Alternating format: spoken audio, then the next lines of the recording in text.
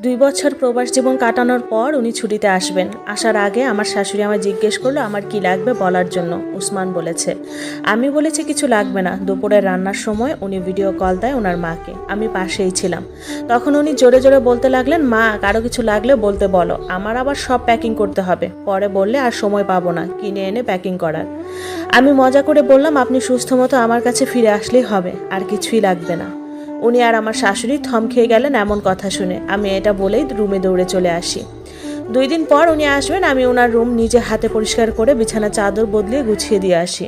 ওনার ছোট ভাই এয়ারপোর্টে গেলেন ওনাকে আনতে। আমি সুন্দর করে সেজেগুজে অপেক্ষায় আছি উনি আসার। আমার স্বামী তো অপেক্ষা তো করবই।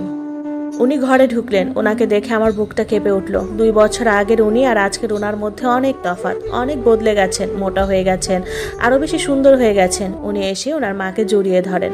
আমি সালাম দিই ওনাকে, উনি সালাম নেন। তারপর উনি ওনার রুমে ফ্রেশ হতে গেলেন। মা টেবিলে খাবার দেন। তখন বিকেল হয়ে গেছে। উনি ফ্রেশ হয়ে এসে হালকা কয়টা ভাত খান। তারপর উনি ওনার রুমের দরজা বন্ধ করে ঘুমিয়ে গেলেন। আমার দিকে একটু ফিরেও তাকালেন না। আমার চোখের পানি উপচে পড়ে, কেন জানি না। আমিও রুমে এসে সব সাজগোজ ধুয়ে ফেলি। তারপর সবচেয়ে পুরনো জামাটা পরে ওনার দিকে আর ফিরেও তাকাবো না। আমার কলিজাটা ফেটে যাচ্ছে।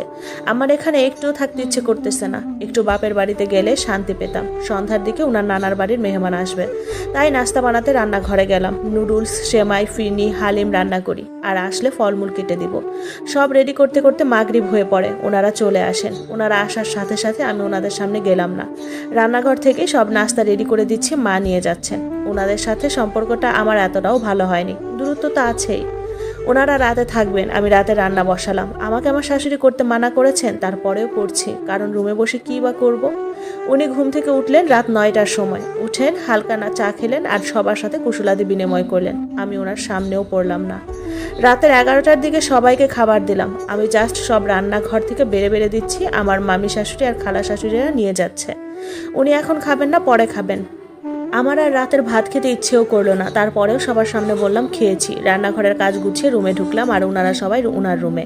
উনি ওনার ব্যাগ খুলতে লাগলেন, সবার জন্য কি এনেছে না এনেছে। আমাকে কেউ একটু ডাকলোও না, অবশ্য ডাকলে আমি যেতামও না। মনকে বুঝ দিলাম উনি তোমার কেউ না, কিসের আশা করছো ওনার থেকে, যে আজ 2 বছরে একটা কথাও বলেনি তোমার সাথে, কোনো বইয়ের অধিকারও দেয়নি, শুধুমাত্র দয়া করে রেখেছে।